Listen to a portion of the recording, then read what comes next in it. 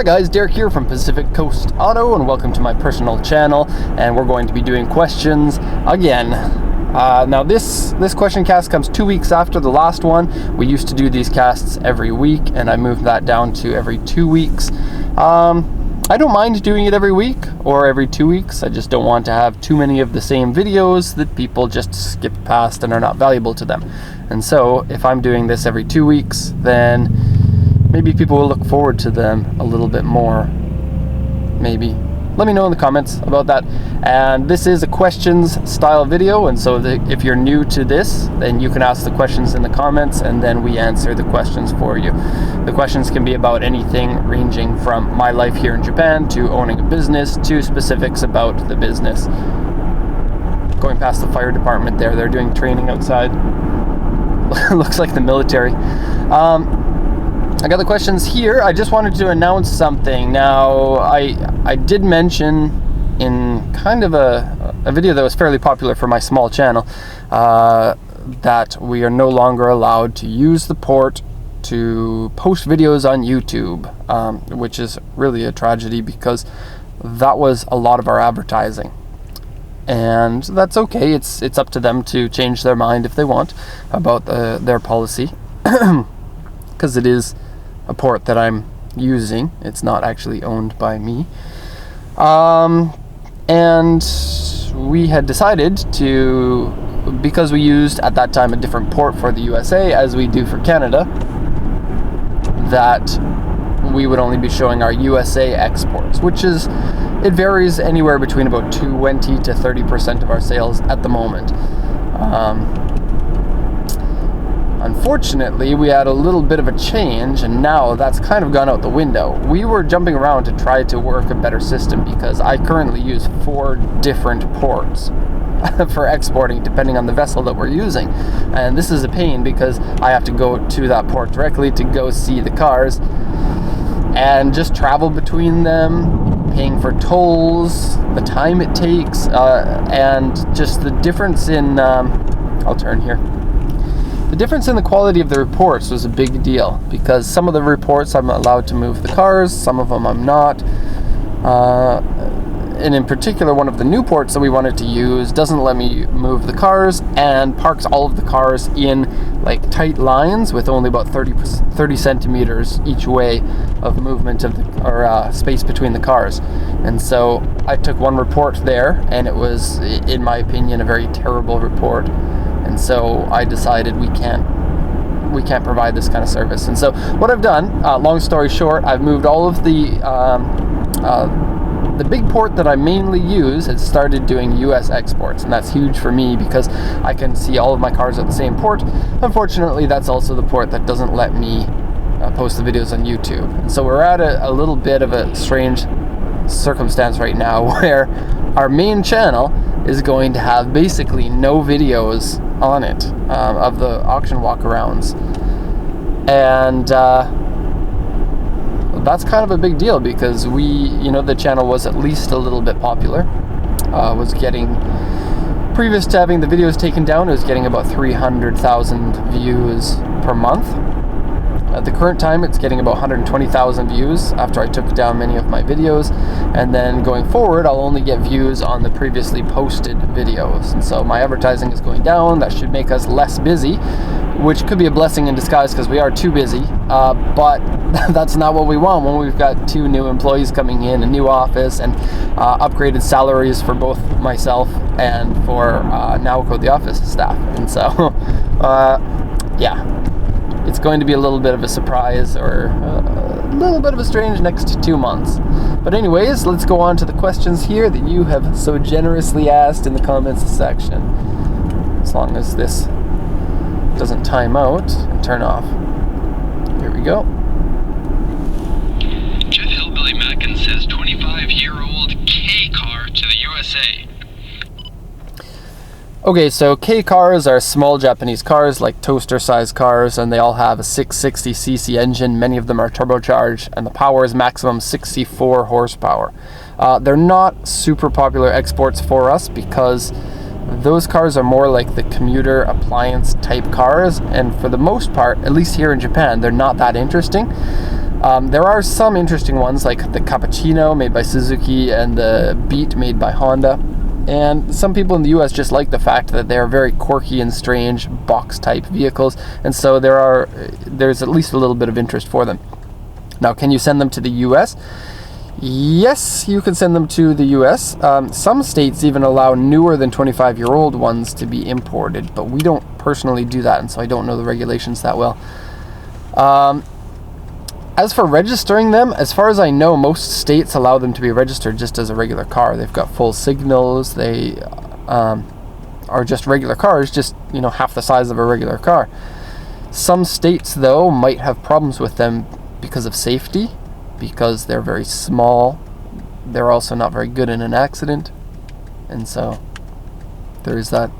Also, emissions might be a problem. I know in Canada a while ago, emissions were problems for some of them because although the emissions are very small with the tiny little engine, the percentage of emissions based on the engine size, so for example, carbon dioxide per liter engine is very high compared to a modern engine. So I don't think there will be problems with that, but that's something that I've seen. So yeah, one funny thing about the K vehicles is they don't, on the Japanese registration, nor with the Japanese companies, is there any recording of the month of production for them. And so if one of them was made in 1991 November, we wouldn't even know that. It would just say on the registration 1991.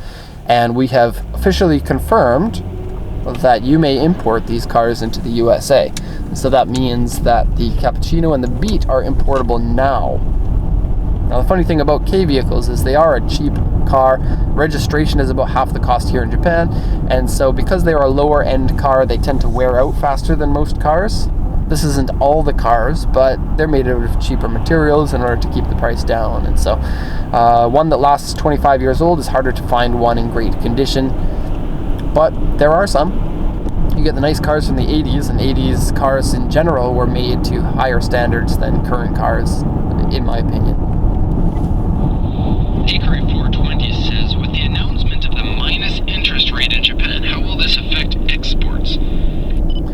This is an interesting question because I haven't heard about a minus interest rate in Japan, and now I want to go look it up.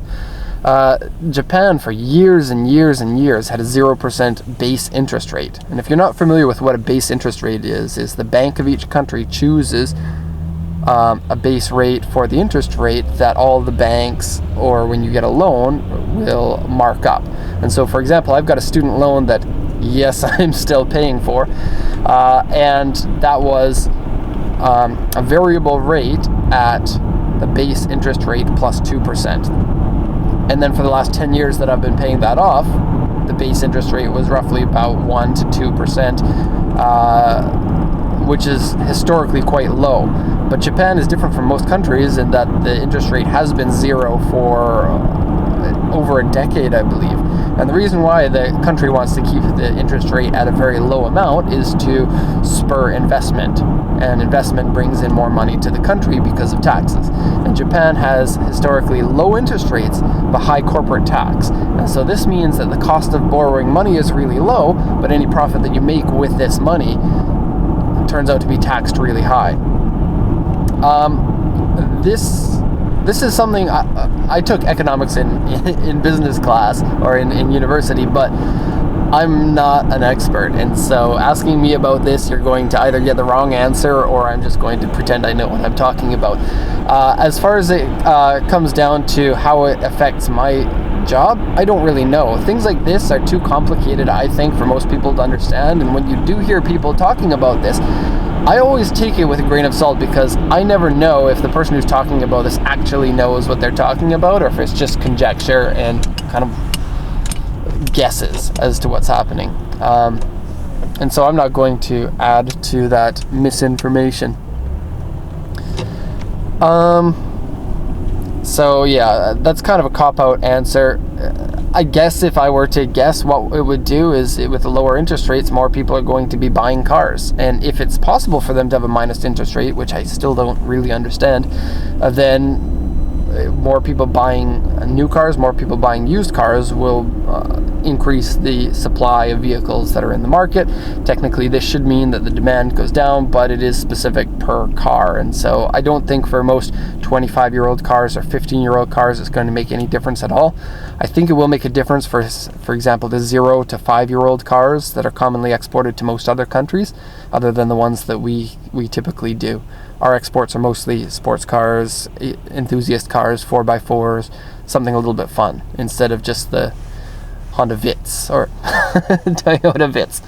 And just let me mention one other thing. If you have watched on my other channel, there's a walk around video in Tokyo. It's like a 20-minute video where I walk around and I talk about cars. And there's this one time that I point the camera at an MR2 and I said, here's an S2000, and I wasn't thinking, and I've gotten in a lot of trouble for that video. And so, yeah, sorry to everybody.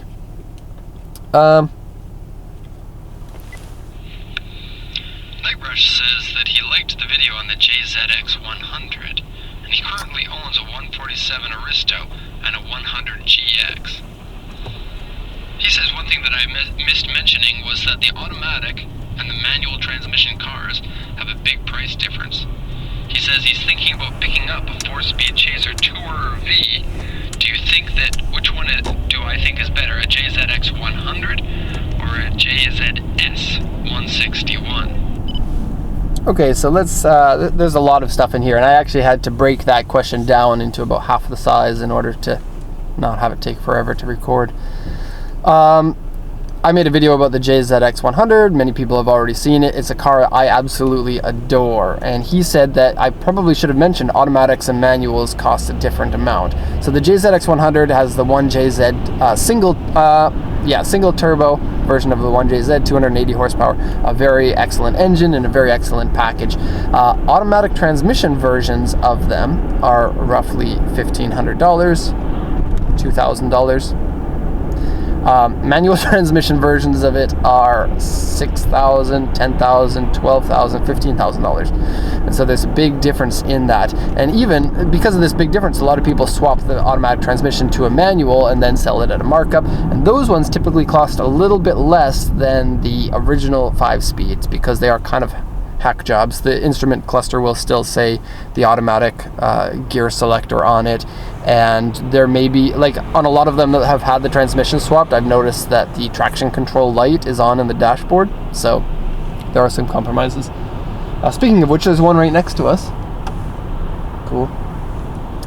And then the question was, he's thinking about getting an automatic, and he is going between the Chaser or the Mark II, which is a JZX 100, or the JZS 161, which is a Toyota Aristo, otherwise known as the GS 300, but here in Japan the Aristo comes with 2 JZ twin turbo engine in the version that he's interested in. And so which one, a Chaser or an Aristo? Both of them are turbocharged JZ engines. The Aristo is bigger. The Aristo has choose your own gears on the steering wheel where the Chaser doesn't. They are very competitive vehicles with one another, and this is something that Japan did a lot in this time, or between kind of like even the 70s, back to the 70s up until about the mid 90s to late 90s. They had a lot of cars that competed with each other and kind of cannibalized their own sales, and so they don't do that so much anymore. I have had a chance to drive the Aristo. I have not had a chance to drive the JZX 100. I have been in one that was being driven, and I've driven them around the port, and I've played around with them, but I haven't actually driven one, so it's hard for me to say. On one side, I really like the lightness of the 100, the JZX 100, but the Aristo is a really, really good package and really good value for money too, and it technically is a stronger, more robust engine. So really, it's hard to say. I do like being able to shift my own gears if I really wanted to, but the sad thing is it's a 4-speed automatic transmission in the Aristo, and you only get to choose 3 of the gears, and so it's not, you don't get a great selection, but better than nothing. I'd say I'd go for the Aristo over the Chaser, but only just barely. Robert Sandsaver says, how much does it cost to import a clean B12 B12 Sentra to the USA? B12 Sentra is not a Sentra that is loved a lot, and so it's old now. There aren't a lot of them available, but if you find one, you can probably find one for about $1,000 or less in quite good condition. Your entire landed cost, you can probably get in for about $5,000, $6,000 US dollars, maybe a little bit less, and that'll get you a less than 100,000 kilometer one if you can find one. But yeah, not a lot of those cars exist here in Japan anymore, just because people don't hold on to their cars that long here. Shorelo says, can you make a video about buying houses in Japan, please? I have mentioned a couple of times about things like that, but I've never bought a house in Japan, and so unless I've got first-hand experience, I don't think that I would have very good information for you.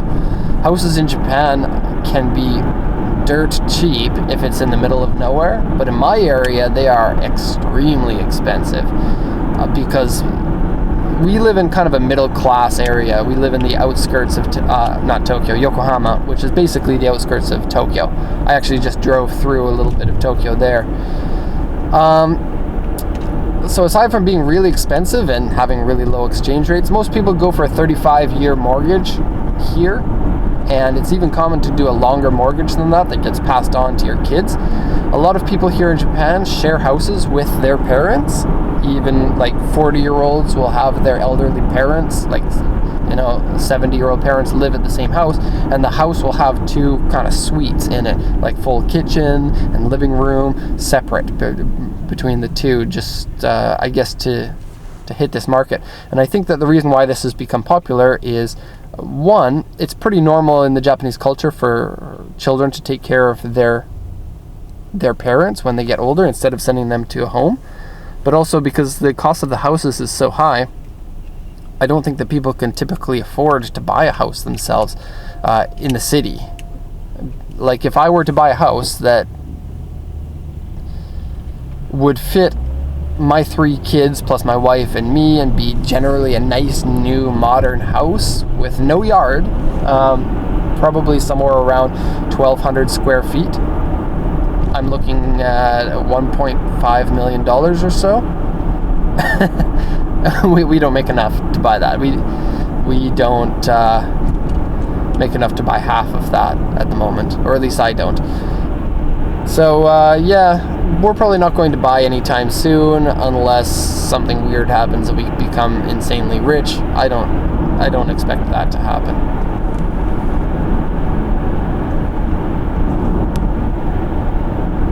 That's weird. We've somehow lost the questions. Okay, well, we had one more question on there, and the question was about is the 25-year rule for motorcycles too for importing into the USA?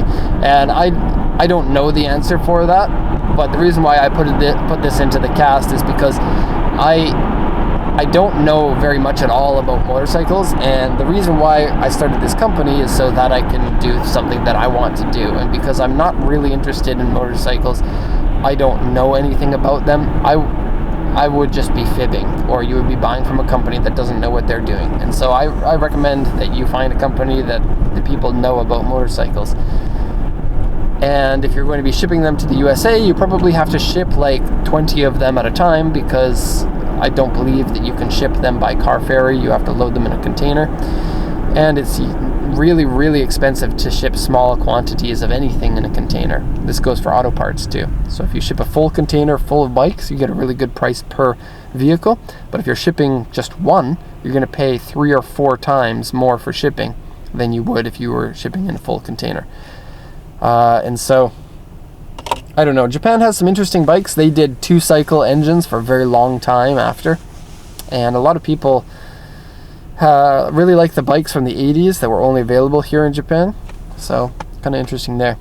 Anyways, that's going to be the end of the cast. I'm going to record another one before I go home and go see my family, who should just be waking up right now. I hope you like this one. I feel a little bit tired today, and so my brain's not working full speed yet. Usually I'm pretty lethargic in the morning, so I apologize if you noticed that. And if you have questions, please put them in the comments section. We need more questions for the next cast, because the last one that we posted, we're only doing once every 2 weeks now, and so we're not getting as many questions. I don't know. Post the questions in the comments section. That's going to be the end. Thanks a lot for watching, and have a good one.